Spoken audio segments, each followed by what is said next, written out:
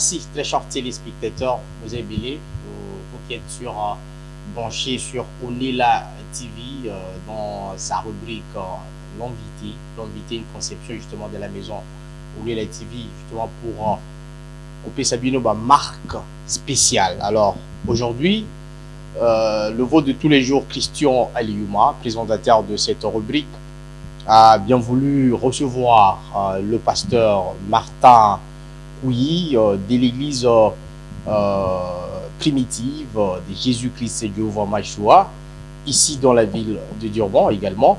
Nous avons le pasteur Évariste Mbouyi Lumangi, j'aime bien l'appeler les prédicateurs de l'évangile de l'église des Seigneurs Jésus-Christ, ici dans la ville de Durban, dans justement le quartier Ombilo. Nous sommes avec eux pour parler d'une question tellement capitale, la dîme. La deuxième émission sur cette question, le pasteur Évariste à ma gauche défend que la dîme ne doit plus être en application, qu'on ne peut plus donner des dîmes dans les églises, que c'était une pratique totalement ancienne. De l'autre côté, le pasteur Martin soutient le fait que la dîme doit être en application. Alors, beaucoup de questions se sont posées sur cette question et aujourd'hui, on trouvera deux réponses. Bienvenue sur cette émission, mesdames et messieurs. J'ai dit merci à l'équipe technique qui nous tient compagnie, à Shaggy qui est derrière la caméra, à Trésor dans la prise des sons, ingénieur Eric. Merci à toute l'équipe, la grande équipe qui nous tient compagnie aujourd'hui. Bonjour, messieurs le pasteur. Bonjour, messieurs les journalistes. Les nombreux téléspectateurs sont avec vous sur la question de la dîme. On aimerait, avant de donner la parole directement au pasteur, parce qu'on va commencer à donner 5 minutes à chacun, on aimerait que vous puissiez déjà commencer avec cette question. La question est simple. Sur base de quoi, aujourd'hui, vous demandez aux chrétiens de continuer à donner la dîme? Merci, messieurs les journalistes. Vous avez 5 minutes. Question. Voilà. C'est sur base des Saintes Écritures. Voilà.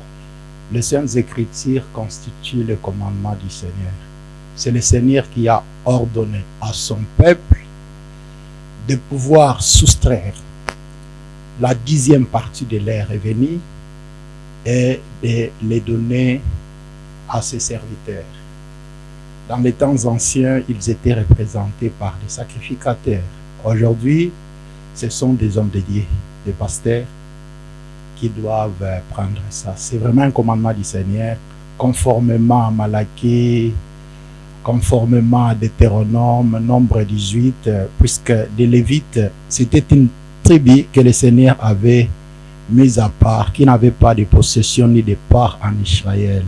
Leur part et leur possession, c'était Yahweh. Ce que le peuple donnait à Yahweh, c'est ça que des Lévites ou des sacrificateurs devaient prendre. Donc, le peuple devait soustraire la 10e partie.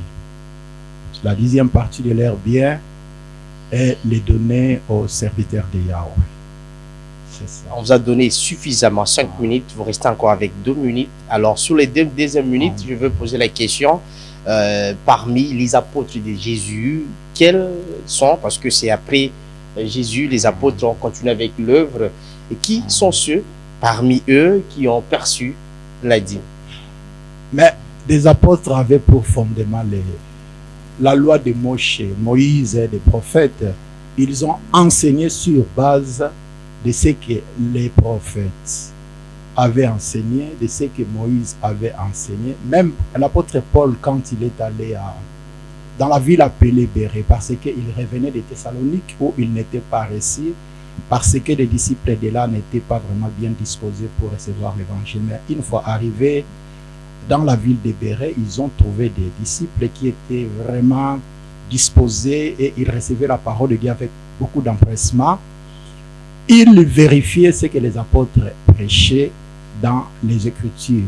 L'écriture qu'ils vérifiaient, c'était la loi de Moïse et les prophètes, puisque dans ces temps-là, le Nouveau Testament n'était pas encore écrit.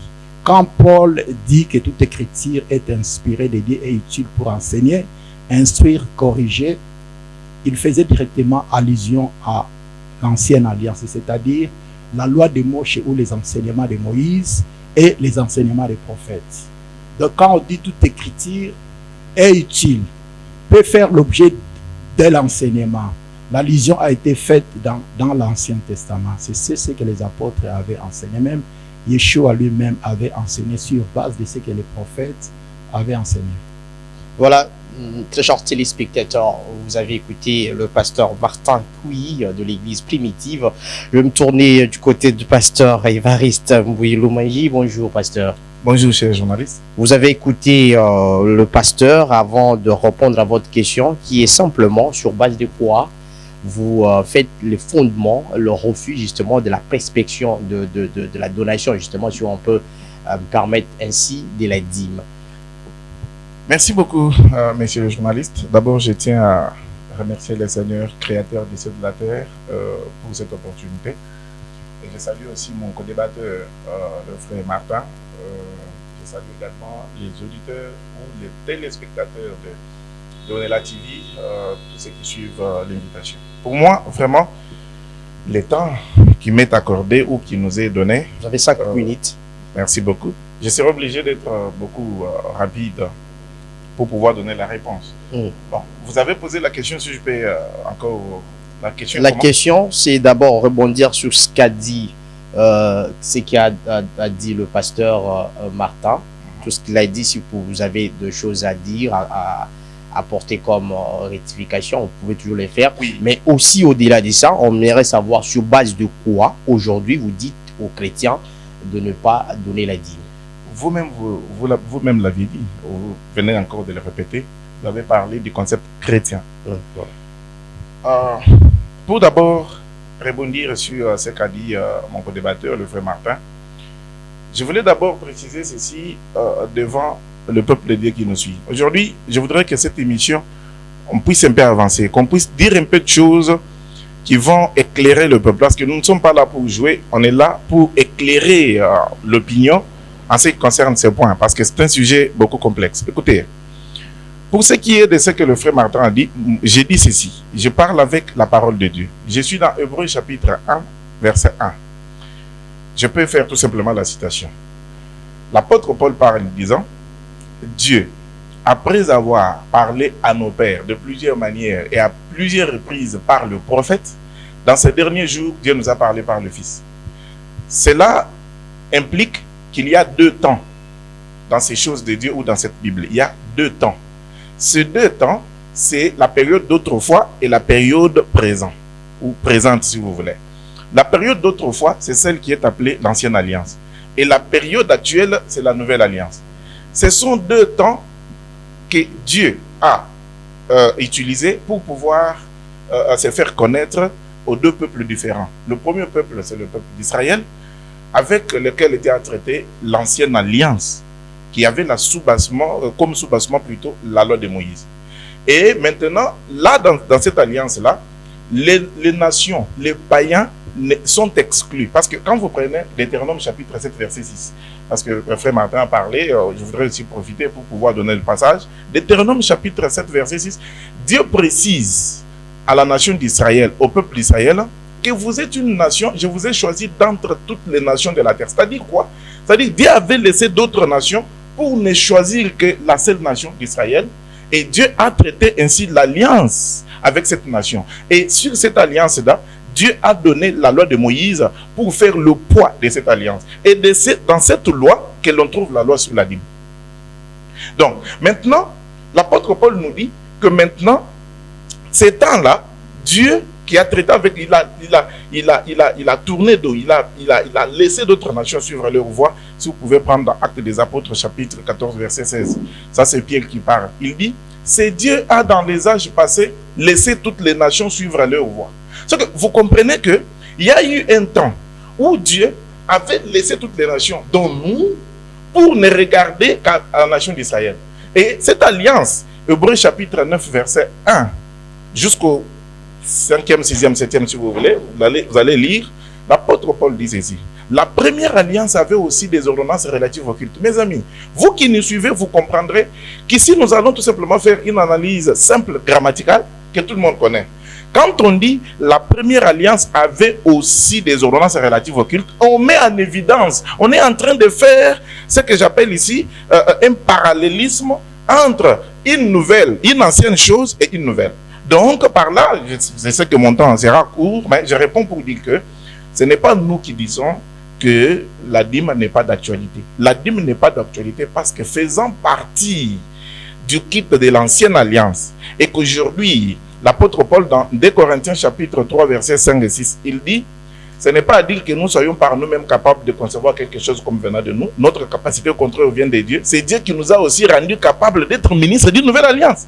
Donc c'est là, veut dire tout simplement que maintenant, si nous avons le ministre d'une nouvelle alliance, c'est qu'on en avait aussi dans l'ancienne alliance. Donc les temps ont changé avec Hébreux chapitre 7 verset 12. Les sacerdoces étant changés, il y a nécessairement changement de loi, changement d'ordonnance, changement de culte, changement d'enseignement, changement même d'ordonnance relative au culte. Voilà, monsieur le journaliste, en peu de mots, c'est que je pouvais répondre. Donc voilà. La dîme n'est pas d'actualité pour les chrétiens qui attendent le salut. Qu'est-ce que vous leur demandez par une minute?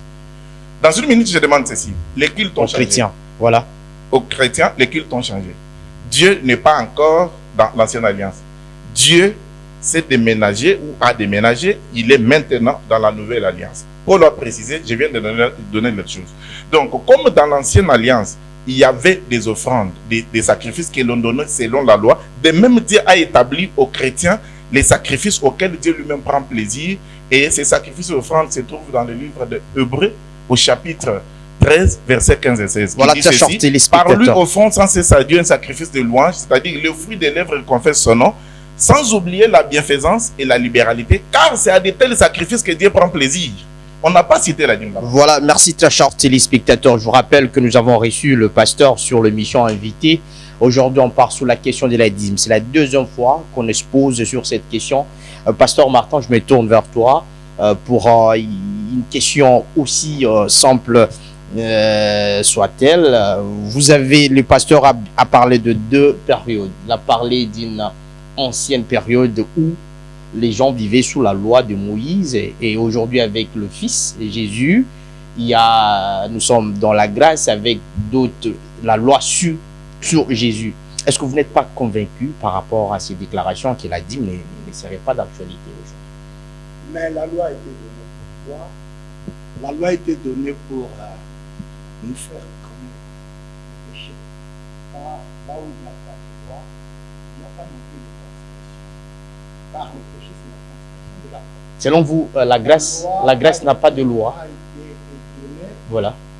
La loi, c'est d'abord l'enseignement de Moïse. La loi, c'est aussi une règle de conduite. Voilà. Dieu a donné ça pour que nous puissions y obéir dans le but de plaire. J'ai entendu aussi mon débatteur qui dit qu'Abraham, nous avons personnalité, nous avons le temps, il y a vu la vie,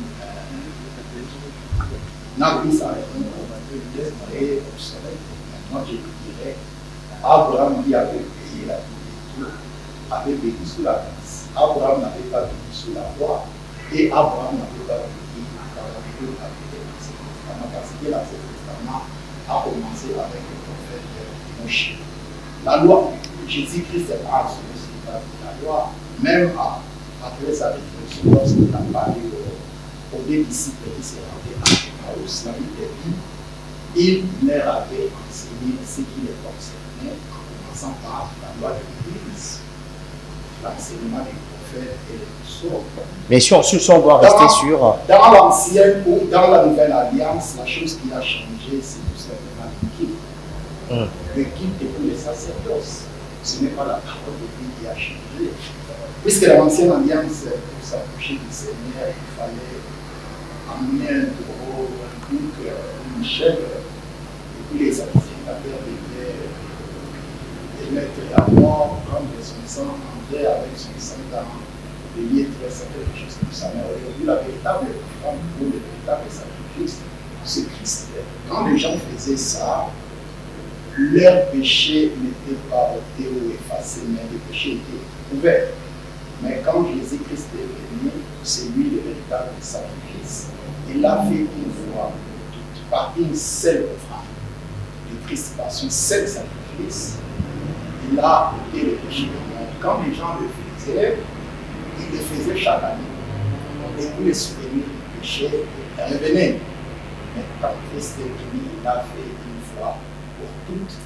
Mais la parole est toujours là, la parole n'a pas changé. La loi qui a dit ne tuez pas est de vigueur jusqu'à présent. On le dit si vous tuez, vous transgressez la loi. S'il n'y a pas de loi, il n'y a pas de péché. Voilà, pasteur, je vais revenir sur vous. Vous avez parlé, il y a de nouvelles ordonnances relatives au culte. Vous avez accepté cela. Et aujourd'hui, est-ce que dans ces nouvelles ordonnances, il y a la prescription de la dîme? Est-ce que la dîme est dans l'application dans... Est-ce qu'on peut lire, parce que nous parlons de la Bible. Non, on peut lire le Matthieu 23-23, parce que les téléspectateurs doivent comprendre ici. C'est Yeshua Amashi appelé Jésus-Christ par déjà des nations. Il faisait des reproches aux pharisiens, aux scribes, aux sacrificateurs de son temps. Il leur dit que vous payez la dîme du cumin, de la menthe, de la menthe. Mais vous négligez ce qui est plus important dans la loi, c'est-à-dire la justice, la fidélité et puis la miséricorde. C'est là qu'il fallait pratiquer sans négliger les autres choses. Il fallait pratiquer la justice, la miséricorde et la fidélité sans négliger ces petites. Quelles sont ces autres choses-là? La Bible, par exemple, et la menthe. La menthe était une petite plante. La dîme de la nette, c'était des petites choses. Mais les pharisiens étaient fidèles à ça, en négligeant ce qui était plus important dans la loi, c'est-à-dire la justice, la fidélité et la miséricorde. Sans la dîme. Voilà. C'est la confirmation que Christ n'était pas venu pour abolir la loi, pour abolir l'enseignement des Moïse et des prophètes. Non! Il était venu pour donner l'essence. Ici vient de confirmer l'événement de la Bible. Et la Bible déclare aussi que l'ouvrier mérite son salaire. Les hommes de Dieu, ce sont les ouvriers de Dieu. Et si par exemple je me décidais de venir donner après les prédications du pasteur, je me dis voilà, je donne une maison au pasteur pour sa prédication, pas nécessairement lié à chaque mois, c'est comme s'il y a... Non, pas nécessairement, mais la dîme, avec la série de la dîme, on voit le pasteur demander chaque fin du mois. Ouais, chaque fin du mois, vous doivent toucher une 10e partie de vos revenus et puis vos versets au pasteur. Pasteur Évariste, vous avez écouté le pasteur qui a donné le verset biblique sur le Matthieu où on demande aux chrétiens de pouvoir revenir sur ce qui est plus important dans la loi, et que selon vous, la loi de Moïse ne serait plus en application sur la nouvelle alliance. Vous avez la parole. Merci beaucoup, monsieur le journaliste. J'ai entendu avec beaucoup de peine, je dois le dire, mon co-débatteur. Mais c'est un homme que j'aime. 5 minutes, voilà. Déjà, pour ça, il est toujours dispo, là où d'autres serviteurs de Dieu, pasteurs, fouillent le débat. Ça s'appelle débat. Il y a débat lorsqu'il y a divergence d'idées. Voilà. Donc, c'est pourquoi, quand on parle de moi, je voudrais que ça soit un débat. C'est-à-dire que, à ce que le frère dit, je lui oppose ce que je lis ou ce que je dis. Écoutez, j'ai un peu noté 3 choses dans les dires de mon frère. D'abord, il s'est posé la question, pourquoi donc la loi? Je réponds avec Galates chapitre 3, verset 23 jusqu'au 25e. L'apôtre Paul disait ceci là-bas. Il pose la même question que le frère Martin se pose. Apparemment, il a même lu là où Paul a posé cette question. Pourquoi donc la loi? Il dit, elle a été donnée comme un pédagogue pour nous conduire à Christ. Donc la loi a existé avant que Christ ne vienne. Maintenant, Paul continue, il dit, et puis comme la foi est déjà venue, nous ne sommes pas encore sous ces pédagogues. Nous avons été dégagés de cette loi parce que Christ est enfin là. Donc c'est ce que frère Martin devrait répondre. Pourquoi donc la loi? Donc vous comprenez qu'il y a eu une période où cette loi qui contenait les ordonnances relatives au culte, parce que la Bible c'était des ordonnances relatives au culte. Le culte est culte, c'est lorsque les sacrifices et les offrandes sont là. Moi, je ne dis pas qu'il n'y a pas de sacrifices et offrandes aujourd'hui. Il y en a. Mais seulement, le culte a changé comme le sacerdoce a changé également. Maintenant, nous avons des sacrifices et des ordonnances, des offrandes auxquelles Dieu, que lui-même a institué par Jésus-Christ et qui sont maintenant d'actualité. Et si un chrétien ne donne pas ces choses, il ne l'est plus. Il n'est pas chrétien, il est peut-être chrétien de non seulement. La deuxième chose, le frère Martin vient de dire quelque chose ici, que ce qui a changé dans la nouvelle alliance, c'est seulement les sacerdoces et non la parole de Dieu. C'est seulement les cultes. Sacerdoce, les cultes, c'est la même chose. Et non autre chose. Ok. Je voudrais, ça c'est ici, je vois une contradiction. Parce que la dîme elle-même fait partie, c'est là qu'il a évoqué Abraham. La dîme elle-même fait partie des ordonnances de l'ancienne alliance qui a changé. Vous comprenez? La dîme elle-même fait partie des ordonnances du culte qui a changé. Quand tu dis que c'est seulement le culte qui a changé, c'est quand il met raison. Il dit que la dîme a changé. Mais il est allé se cacher derrière Abraham. C'est qu'aujourd'hui, lui enseigne ou paye la dîme qu'Abraham avait donnée et non celle que Dieu avait donnée par la loi aux enfants d'Israël de donner aux Lévites. Parce que je suis là pour expliquer aussi la dîme. La dîme n'était pas hebdomadaire. La dîme était, il y avait la dîme annuelle et la dîme de 3 ans. Je voudrais que Frère Martin nous dise ici, si lui observe la dîme annuelle ou celle de 3 ans, parce que je suis là pour expliquer aux enfants de Dieu vraiment la vérité. Donc, je vais d'abord ramasser ce que le Frère Martin a dit sur ce qui a changé, c'est le culte. Donc, les ordonnances de ce culte restent. Vous comprenez? Le culte change, mais les ordonnances de ce culte restent. C'est une contradiction notoire. Pourquoi? Il a évoqué Abraham. Je voudrais m'attarder un peu sur cette dîme d'Abraham. La dîme d'Abraham, vous devez beaucoup faire attention avec cette dîme-là. Pourquoi? Parce que il dit qu'à la période d'Abraham, la loi n'existait pas. Mais je voudrais qu'il sache comment nous avons su l'histoire d'Abraham. Qui nous a parlé de l'histoire d'Abraham? L'histoire d'Abraham se trouve dans cette Bible. Mais dans quel livre exactement? Mais dans le livre de Genèse. Or, nous savons tous que celui qui a écrit Genèse, Frère Martin ne me contredira pas, c'est un prophète et qui s'appelle Moïse. Or, apparemment, Abraham a vécu avant Moïse. Comment Moïse a pu écrire d'Abraham avec exactitude, lui qui a vécu justement après Moïse, Abraham?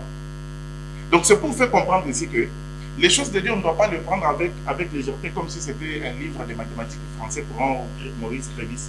Parce que ici, c'est une preuve qu'un prophète fait un voyage à 3 temps. Un prophète de l'ancienne alliance, c'était un homme, c'était quelqu'un qui avait d'autres capacités de voir les choses qui avaient existé avant lui. Parce que quand vous ouvrez Genèse chapitre 1er, Moïse écrit, il dit ceci: au commencement, Dieu créa les cieux et la terre. Était-il là? Il n'était plus là. Moïse, nous savons qu'il est descendant de Lévi. Et Lévi est le fils de Jacob. Jacob est d'Isaac et Isaac est sorti d'Abraham. Mais comment est-ce que Moïse vient nous écrire de ce qui a existé avant lui? Au commencement, Dieu créa les cieux et la terre. C'est Moïse qui a écrit. À moins que Frère Martin me dise que Genèse n'a pas été écrit par Moïse. Parce qu'il faut élever le débat à ce niveau-là. Donc vous comprenez que Moïse, Abraham qui a donné la dîme, mais c'est lui qui nous a relaté de comment Moïse a donné cette dîme-là, c'est Moïse. Or, Moïse, c'est le premier prophète d'Israël. Et donc, d'ailleurs, la loi de Moïse, Dieu l'a donnée à Moïse et Moïse l'a mis devant le peuple. Nous disons même que la loi, c'est la loi de Moïse. C'est écrit ici la loi de Moïse. Vous avez épuisé le 5 minutes. Je vais vous laisser la parole pour prendre les 5 minutes. Mais vous comprenez qu'il y a de la matière à dire. Voilà, il y a des choses. Ceux qui me suivent là puissent faire quelque chose, ce qu'ils font, qu'ils le fassent avec exactitude. Voilà. Si l'on donne, on donne avec conviction. Parce que la parole dit ceci: tout ce que l'on fait sans conviction, c'est un péché. Je vous redonne la parole. Il y a des gens à qui on fait payer la dîme. Ils le donnent aussi parce qu'il faut. On dit qu'il faut donner. Mais ils ne savent pas que la dîme, c'est déjà terminé. Ça appartient à l'ancien temps. Donc, très chers téléspectateurs, l'émission Invité continue. Il y a des questions, il y a des émotions, il y a des sentiments, il y a aussi de la parole de Dieu sur cette émission. C'est la deuxième. Il y avait des gens qui ont posé des questions à la première émission, mais qu'on n'a jamais eu l'opportunité de poser ces questions aux hommes de Dieu. Le premier a posé des questions au pasteur Martin, qui demandait: est-ce que pour que les chrétiens soient bénis, doit nécessairement donner la dîme? Ça, c'est Eric depuis la France. C'est la vérité, c'est conformément aux Écritures. Le Seigneur a dit à son peuple de les mettre à l'épreuve en donnant et de voir s'il ne va pas ouvrir les fenêtres du ciel, s'il ne va pas les bénir et bénir leur travail et protéger leur travail. Je voudrais aussi corriger une chose que Voilà, vous avez la parole. Co-débatteur vient d'affirmer, il vient de m'imputer une déclaration que je n'ai pas faite, comme quoi j'ai dit que du temps d'Abraham, la loi n'existait pas. J'ai dit ceci, Abraham n'avait pas vécu dans l'Ancien Testament, ou n'avait pas vécu sous la grâce, mais Abraham avait vécu sous la loi. Mais la loi était là. Même en Éden, il y avait la loi. Dieu avait donné sa loi, disant à l'homme, tu pourras manger de tous les arbres du jardin, sauf l'arbre de la connaissance du bien et du mal. Les jours où tu en mangeras, tu mourras. La loi a toujours existé. Depuis que Dieu a créé les hommes, il leur a donné la loi afin qu'ils puissent s'y conformer dans le but de lui plaire. Quant à ta question que si on ne donne pas la dîme, on est sous la malédiction, c'est conformément à Malachie. Tout commandement du Seigneur, quand il est violé, on est sous la malédiction. Quand Dieu dit quelque chose, il s'attend à ce que nous puissions nous y obéir. Ne pas obéir à ce que Dieu a dit, donc nous sommes sous les coups de la malédiction. Donc, chaque prédicateur qui se paye un peu les lix de prêcher aux gens de ne pas payer la dîme, il est en train de les soulever. Il est en train de les amener à piétiner sur la loi divine. C'est ça ce que le diable avait fait en Éden. Quand Dieu avait donné sa parole, c'était le diable qui avait utilisé les serpents pour s'approcher de la femme, pour lui dire, est-ce que Dieu a réellement dit que vous ne mangerez pas de tous les arbres du jardin? La femme avait dit, oui, nous mangeons de tous les fruits du jardin, sauf l'arbre de la connaissance du bien et du mal, l'arbre qui est au milieu. Le diable lui avait dit, vous ne mourrez pas. Vous connaissez, les serviteurs de Satan se font toujours passer pour des avocats des enfants de Dieu. Dès que vous lui prêtez l'oreille, c'est fini, il vous prend, il vous rébelle contre les Seigneurs. Pasteur, je vous relance sur vos 3 minutes restantes par rapport à votre déclaration. S'il y a des gens qui ne connaissent pas Dieu, qui ne partent pas à l'église, ils sont riches, ils sont matériellement bien positionnés. Est-ce que vous liez ces bénédictions par rapport à une quelconque action de grâce vers le Seigneur? Parce qu'ils n'en font pas pratiquement. Mais quant à nous chrétiens, nous sommes tenus de les payer. Bon, il y a des enfants de Dieu, tout comme il y a des enfants, surtout sur cette terre, ce sont des enfants du diable qui ont plus de moyens. Si on regarde aussi, beaucoup de gens. On échange, je vous laisse la parole, pasteur. Je vous laisse la parole. On regarde aussi dans des églises où on donne la dîme. Les chrétiens ont l'habitude de donner la dîme. Les chrétiens sont pratiquement pauvres. Hein? Mais la dîme, on donne à qui? Voilà. Si vous n'appartenez pas à l'église du Seigneur et que vous payez votre dîme, le Seigneur ne reçoit pas cette dîme-là. Tout ce que vous appelez église ne lui appartient pas. Il a son église. Le diable a ses églises qui sont des clubs.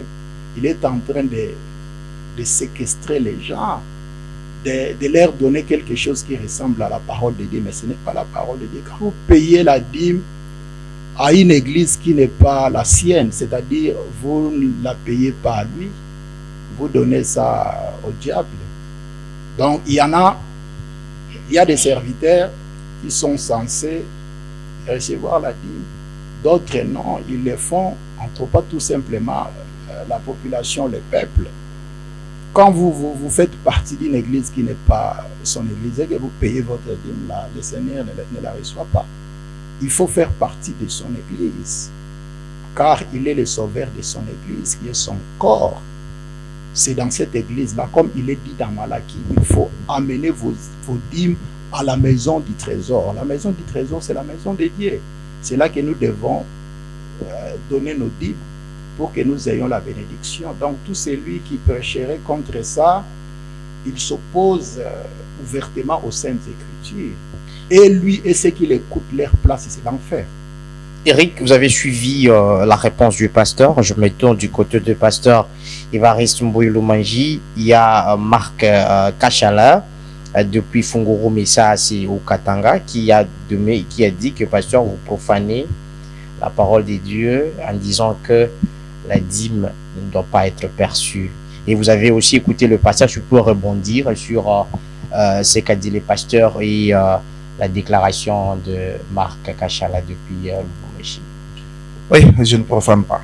Vraiment, vous avez 5 minutes. Ouais, mais je pense que vous me donnez. Apparemment, je crois. C'est la police du débat. Oui, d'accord. Voilà. Je ne profane pas. Par contre, c'est plutôt nous qui sommes en train d'amener les gens à Christ. Nous avons d'abord, j'ai parlé d'abord ici de 2 temps, mais apparemment, mon co-débatteur n'a pas fait attention à ça. Par exemple, écoutez cette parole. Je prends Éphésiens chapitre 2, parce que moi, je n'ai pas encore lu jusque-là. Éphésiens chapitre 2, et puis je reviens dans Malachie. Éphésiens chapitre 2, il est dit ceci au verset 11. Voilà. C'est pourquoi vous, autrefois païens dans la chair, appelés incirconcis par ce qu'on appelle circoncis, et qui les sont en la chair par la main de l'homme. Souvenez-vous que vous étiez en ces temps-là sans Christ, privés du droit de cité en Israël, étrangers aux alliances de la promesse, sans espérance et sans Dieu dans le monde. Mais maintenant, en Jésus-Christ, vous qui étiez jadis éloignés, vous avez été rapprochés par les saints. Donc vous comprenez ici que l'on parle au peuple gentil, aux nations qui étaient jadis éloignées. Lorsque Dieu donnait la loi dans laquelle il y avait les dîmes et autres, les nations, nous les nations, nous n'étions pas concernés. Pourquoi? Parce que nous étions en ces temps-là sans Dieu. C'est très bien dit. Donc Dieu ne pouvait pas se soucier du peuple qui ne lui appartient pas. C'est d'abord la première chose qu'il faut noter. C'est comme ça que Dieu a approché la nation d'Israël et lui a donné la loi dans laquelle il y a les cultes et il y a toutes ces ordonnances-là. Et maintenant, les temps sont arrivés, ou les temps est arrivé, pour que nous, des nations qui étions éloignées, nous puissions être rapprochés. Dieu n'est pas venu à nous en nous tendant encore la main de Moïse. Non, il nous a tendu son fils. Les choses doivent être très claires. Voilà. Ce n'est pas par Moïse que Dieu est venu aux nations. Non, mais c'est par Christ que Dieu est venu vers les nations. Je peux encore vous rappeler quelque chose. Il y a eu un débat, ça ce n'est pas le premier. Il y a eu un débat dans Actes des Apôtres chapitre 15. Et ce débat était justement sur des choses concernant ces choses. Donc parler un peu exactement dans ce sens ici.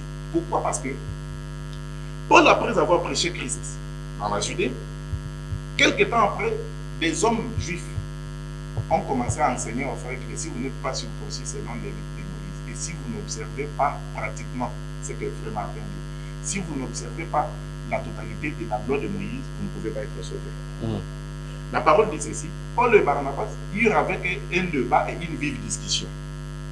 Maintenant, comme ils ne pouvaient pas s'entendre, ils ont donné rendez-vous à Jérusalem. Arrivé à Jérusalem, c'est là que la conférence s'est élargie. Et là, dans la conférence, l'apôtre Pierre prend la parole et dit ceci. Il ne faut pas mettre la charge sur les dos de païens à cause de la loi que ni nos pères ni nous n'avons pas pu porter. Par contre, ces gens sont sauvés, non par la pratique de la loi de Moïse, comme nous, mais plutôt par la foi en Jésus-Christ. Est-ce que vous comprenez? C'est ça la différence. Donc, comme la dîme, la pratique de la dîme justifiait le peuple d'Israël, vous vous souviendrez, Jésus-Christ parle de 2 personnes qui faisaient la prière. L'un était publicain et l'autre était pharisien.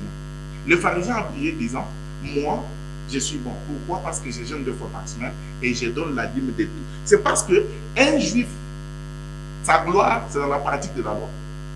C'est pourquoi Pierre précise que les païens, eux, ce n'est pas par les œuvres de la loi qui sont justifiés.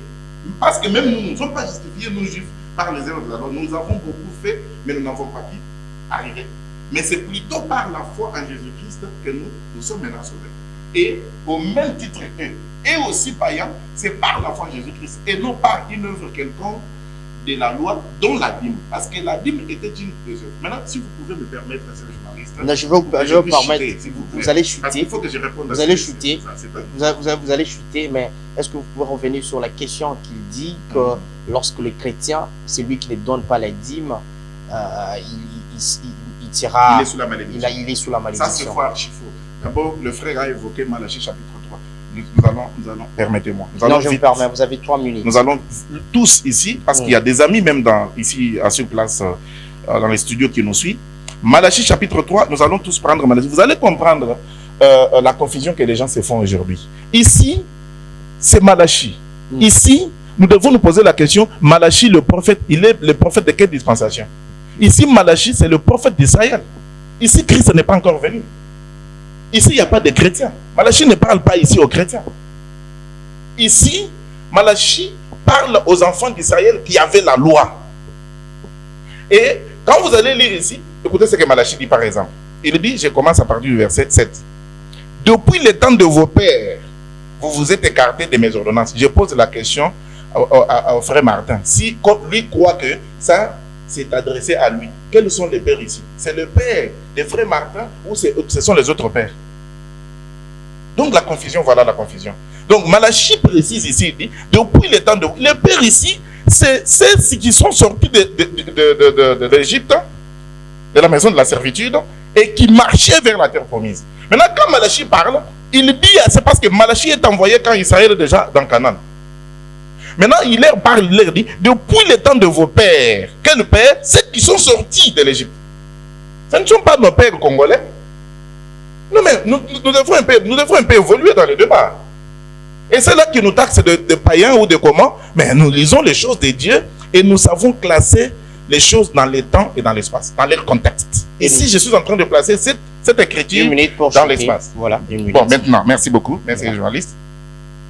Et il dit, vous n'avez pas observé mes ordonnances, revenez à moi et je reviendrai à vous, dit l'Éternel des armées. Et vous dites, en quoi devons-nous revenir? Un homme trompe-t-il Dieu? Car vous me trompez et vous dites, en quoi t'avons-nous trompé? Dans les dîmes et les offrandes. Vous êtes frappés de la malédiction et vous me trompez, la nation tout entière. La nation tout entière au singulier. Dieu ici ne dit pas les nations toutes entières, non. Il dit, vous me trompez pour dire que c'est la nation d'Israël, mon frère. C'est comme ça aussi, lorsqu'il va descendre, il va parler de la maison, de la maison du trésor. Il dit, par exemple, apportez vos dîmes, je suis au verset 10, il dit,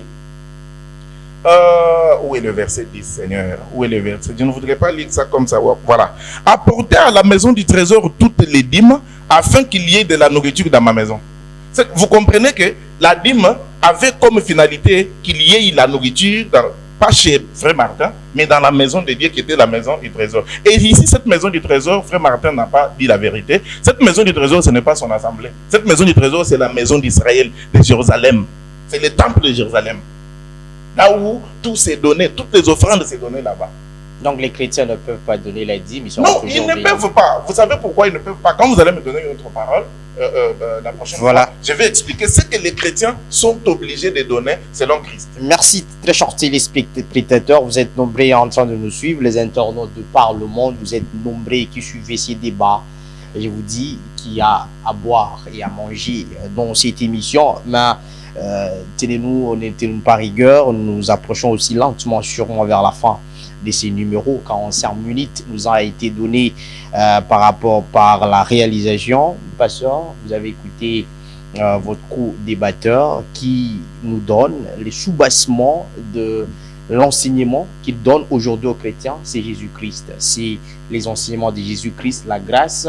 Et dans la grâce, on ne voit pratiquement pas la pratique de la dîme. Mais vous basez vos enseignements sur la loi de Moïse. Est-ce que la venue de Jésus ne vous dit absolument rien par rapport à l'évolution de l'évangile? D'après Matthieu 5, je pense, verset 17, Yeshua, le Seigneur avait dit que ne croyez pas, parce qu'il savait qu'il viendrait des gens qui troubleraient les peuples de Dieu. Elle dit, ne croyez pas. Matthieu combien? Matthieu 5, à partir du verset 17. Elle dit, ne croyez pas que je sois venu pour abolir la loi et les prophètes. C'est-à-dire, quand on parle de la loi, on voit l'enseignement apporté par les prophètes de Moïse. Il dit, ne croyez pas. Ne croyez pas. Elle dit, tant que les cieux et la terre existeront, il ne disparaîtra pas de la loi un seul iota ou un trait de la lettre. Et lorsque Jésus dit que vous êtes dans la grâce... Alors, il dit, tout celui qui prêcherait aux gens... Je vous retourne la parole. Vous avez donné les nouvelles, la nouvelle façon de faire le culte. Et vous avez fait référence au Deutéronome, chapitre 2, verset 6, qui donne les ordonnances, les prescriptions, comment faire vos cultes. Est-ce que dans ça, par rapport à la grâce, est-ce qu'il y a la prescription de la dîme? Mais Abraham avait vécu avant la loi, avant que la loi soit donnée. Il a vécu sous la grâce, il avait payé la dîme de tout. Abraham. Et puis j'ai entendu aussi mon co-débatteur dire que à l'époque de Malachie, il n'y avait pas de chrétiens. C'est archi faux. Depuis que Dieu a mis l'homme sur la terre, il lui a mis son esprit qui est le Saint-Esprit. Alors tout celui qui a l'esprit de Dieu est d'office chrétien. Même la Bible dit ici, je pense dans 2 Pierre 1, la Bible parlant des prophètes de l'ancien temps, disant que tous ces prophètes-là avaient l'esprit de Christ en eux. Comment quelqu'un peut avoir l'esprit de Christ et ne pas être chrétien? Les gens pensent que être chrétien, ça a commencé ici dans le Nouveau Testament. Non. Non, depuis Adam, passant par les prophètes, ils étaient des chrétiens. Même David était chrétien, Abraham, et tous avaient l'esprit de Christ. Je voudrais encore... Peut-être l'appellation des chrétiens n'existait pas. L'appellation, peut-être l'appellation, mais ils étaient des ouins. Mais qu'est-ce que la différence, si on peut faire un crochet, la différence entre les chrétiens et ceux qui ont l'esprit de Dieu, est-ce que... Ben, tout celui qui a l'esprit de Dieu est chrétien d'office. Être chrétien, c'est être comme Christ. Hein? Évoluer. David était comme Christ. Et puis je voudrais encore ajouter une chose. Mon frère dit que quand Dieu avait donné ces choses au prophète Malachie, ne concernait que Israël, oui, à cette époque-là, mais Israël représentait l'Église aujourd'hui. L'Église, Israël était l'image de l'Église. Et puis je voudrais encore ajouter une chose. On peut lire ça dans Jean chapitre 5 rapidement. Au verset 45, c'est Christ qui dit, disant que ne pensez pas que moi je vous accuserai devant le Père. C'est lui qui vous accuse, c'est Moïse, en qui vous avez mis votre espérance. Car si vous croyez Moïse, vous me croirez aussi, parce qu'il a écrit de moi. Mais si vous ne croyez pas ses écrits, c'est-à-dire si vous ne croyez pas à ses enseignements, comment croirez-vous à mes paroles? Je voudrais ajouter encore une chose ici, dans Romains 3. Romains 3, qu'est-ce que la Bible dit? Romains 3, non, c'est Romains 4, verset. Non, Romains 3, verset 20. Car nul ne sera justifié devant lui par les œuvres de la loi, puisque c'est par la loi que vient la connaissance du péché. Et puis, Romains 4, verset 15, parce que la loi produit la colère, et que là où il n'y a point non plus, car là où il n'y a point de loi, il n'y a point non plus de transgression. Et puis, Romains 5, verset 13, car jusqu'à la loi, le péché était dans le monde, or le péché n'est pas imputé quand il n'y a point de loi. Si aujourd'hui nous pouvons condamner les gens, il a fait ceci, nous critiquons, nous émettons des critiques, parce qu'il y a une loi interdisant ce que cet homme-là a fait. S'il n'y a pas de loi, il n'y aura pas de transgression, pas de transgression, pas de jugement. Il n'y aura pas non plus de jugement, il n'y aura pas non plus de condamnation. Donc la loi est là. La loi dont on parle ici, c'est l'enseignement de Moïse. Jésus-Christ lui-même avait basé son enseignement sur ce que Moïse et les prophètes avaient enseigné. Même les apôtres, l'Église étant édifiée sur les fondements au singulier des prophètes. Pardon, l'Église est édifiée sur les fondements des prophètes et des apôtres, dont Jésus-Christ lui-même est la pierre angulaire.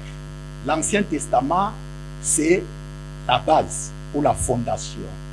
Tous les apôtres avaient basé leurs enseignements sur ce qu'avait enseigné Moïse et les prophètes. Dire aujourd'hui que ne pas payer la dîme, moi je pense que c'est une révolte contre Yahweh.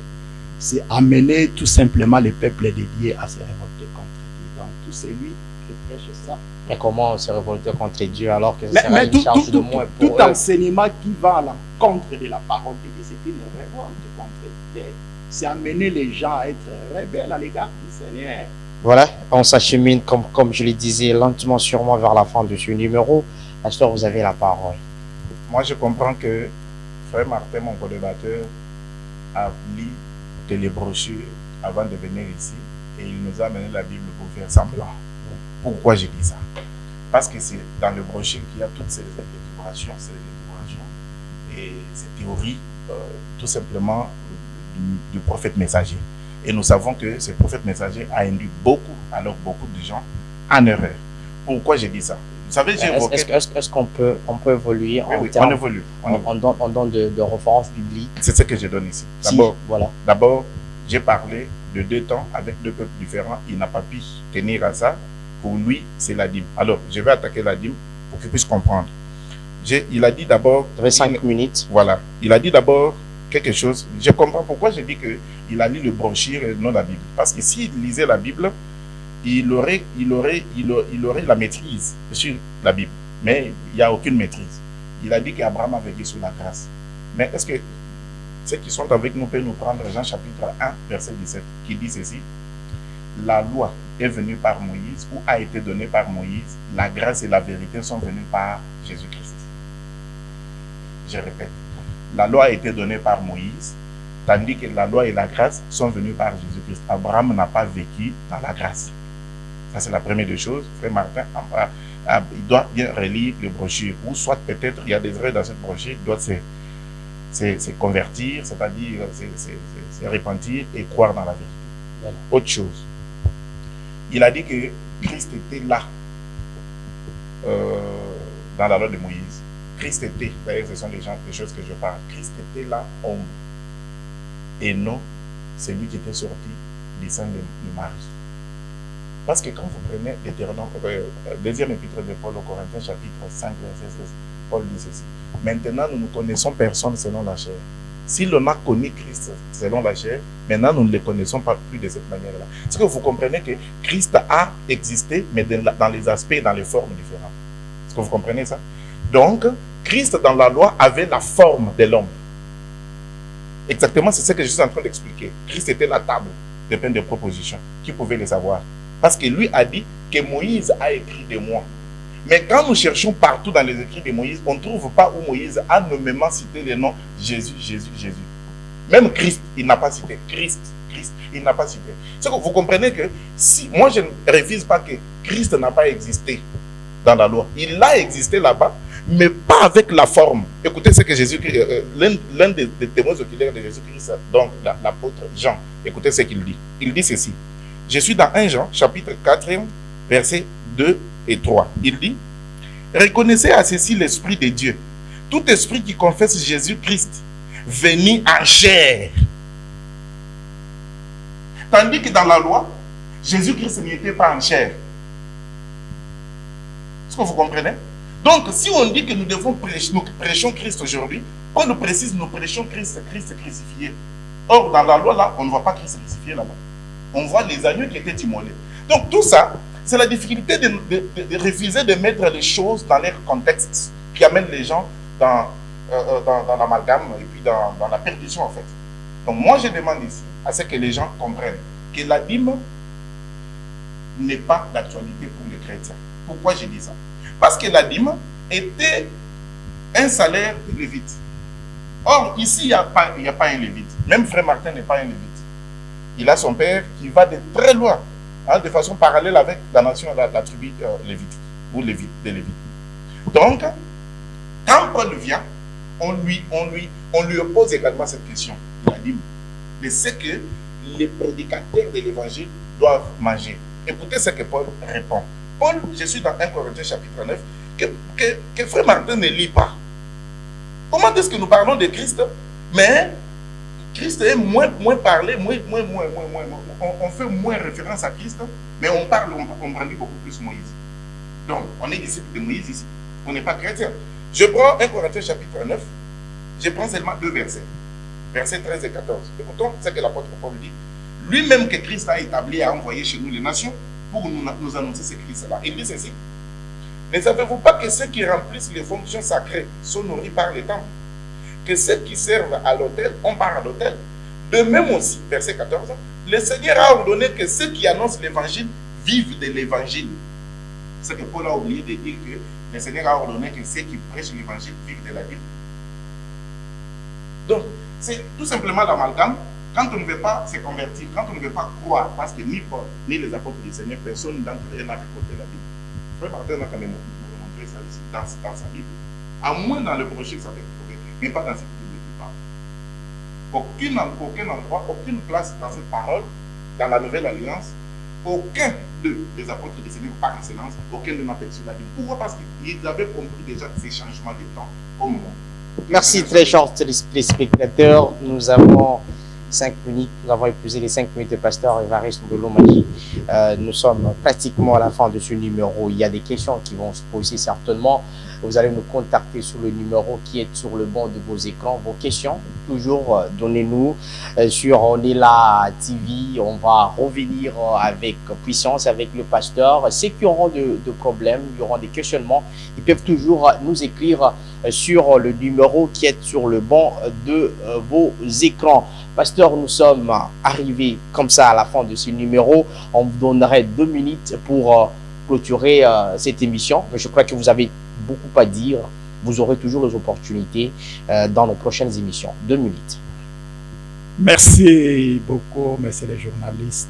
Je salue en passant tous nos téléspectateurs et je salue aussi mon évêque général Pierre Kassambakana et tous ceux qui sont autour de lui et tous les prédicateurs de partout. J'ai été vraiment très content.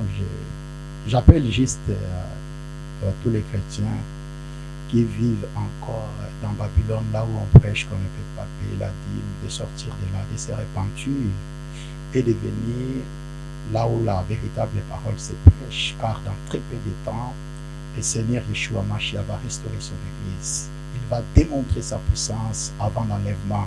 Tout celui qui ne se prépare pas au message qui est venu du ciel, qui prépare l'épouse, l'Église du Seigneur pour aller dans l'enlèvement. Si vous ne faites pas partie de cette Église, vous n'êtes pas dans l'arche de Noé, donc vous périrez.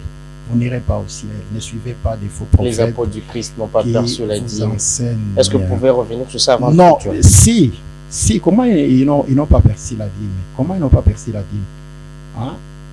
C'était un commandement du Seigneur. C'est comme dans les Écritures, dans la loi de Moïse, était interdit aux gens de faire les tatous sur les corps. Aujourd'hui, vous ne pouvez pas me dire, comme dans le Nouveau Testament, il n'y a pas là où il est défendu de faire les tatous. Vous allez me dire que c'était le passé. Aujourd'hui, on peut faire des tatous. Non. La parole, ce n'est pas seulement le Nouveau Testament, c'est depuis l'Ancien Testament jusqu'à l'Apocalypse. C'est la parole de Dieu et nous devons observer la parole. Alors, clôturer, pasteur. Donc, je dis merci les journalistes et merci aussi à mon co-débatteur. Et je lui demande de pouvoir se repentir. Voilà. S'il va s'en tenir à son enseignement, sa place sera en enfer. Voilà, très chers téléspectateurs, Pasteur Évariste Mbouilou Manji, on chute par vous. Vous avez 2 minutes à dire un mot par rapport au débat d'aujourd'hui, votre mot clôturant cette émission. Merci, monsieur Jonas. Moi, je pense que ce sont les auditeurs qui vont juger. Nous avons parlé ici avec les Écritures. Vraiment, ce sont les auditeurs qui vont nous juger. Je suis habitué à parler, faire des émissions sans micro, donc je pense que chacun va me pardonner pour ça. C'est d'ailleurs à moi de demander au frère Martin de se repentir, parce qu'il n'a rien dit ici. Mais qui va se repentir entre vous des... Non, il doit se repentir. Pourquoi je dis ça? Parce qu'il ne sait pas se situer à quel temps il existe. Lui, déjà, il est dans la loi de Moïse. Lui a vécu, il est en train de vivre avec Moïse. Mais il dit que toute écriture est inspirée. Mais il croit en Jésus-Christ. Donc, c'est une contradiction. Allez-y comprendre, monsieur le journaliste. Donc, non, il dit que toute écriture est inspirée de Dieu, que ce soit la loi de Moïse, que ce soit Jésus. Non, le problème est qu'il ne comprend même pas c'est quoi une écriture. Parce qu'il y a une différence entre l'écriture et l'épître. Ou les épîtres des apôtres. Il y a une différence. Mais vous allez voir, quand il a pris Matthieu ici, il a dit, je vais prendre une écriture. On reviendra sur ça. Comprenez que c'est tout simplement une erreur qui est chez tous. Une minute pour clôturer. Une minute, je vais tout simplement demander au frère Martin, c'est à lui de se repentir parce que la dîme qu'il donne, j'ai posé ici la question pendant mes précédentes interventions, je lui ai dit, quelle dîme il donne? Parce que dans Deutéronome chapitre 14, il n'y a que 2 dîmes. La dîme annuelle et la dîme de 3 ans. Quelle dîme il donne? Parce que si vous allez le poursuivre ce dimanche, il va demander la dîme. Et le dimanche passé, il en avait demandé. Et le dimanche prochain, non, il demande la dîme chaque semaine. Or, dans cette Bible, vous l'avez entendu dire ici, évoquer Matthieu chapitre 5. Là où le Seigneur dit, frère Martin, j'ai pitié. Frère Martin vous a dit ici que Jésus a dit, je ne suis pas venu abolir, tandis que lui abolit. Dieu avait prescrit que la dîme soit annuelle et celle de 3 ans, tandis que frère Martin perçoit chaque dimanche. Voilà. Il abolit ou il est dans la parole de Dieu. Merci. Voilà. Donc, c'est au frère Martin de se repentir s'il veut aller dans cette pratique de la dîme. Alors, qu'il fasse quand même selon ce que la loi avait prescrit et non ce que lui s'est prescrit lui-même. Voilà. Voilà, merci très chers téléspectateurs. Je dis merci à ceux qui nous ont tenu compagnie sur cette émission. Papa Doris, Sam, à toute l'église assemblée chrétienne de Jésus ici dans la ville de Durban et sur Mbilo, aux chrétiens de l'église primitive, Yeshua Machua ici dans la ville de Durban. Christian Aluma était à la présentation sous la haute supervision technique de Chagui et de Trésor. Merci à vous, Papa Eric, du côté des sons. Merci à tous les nombreux téléspectateurs. Rendez-vous pour nos prochains numéros. Merci.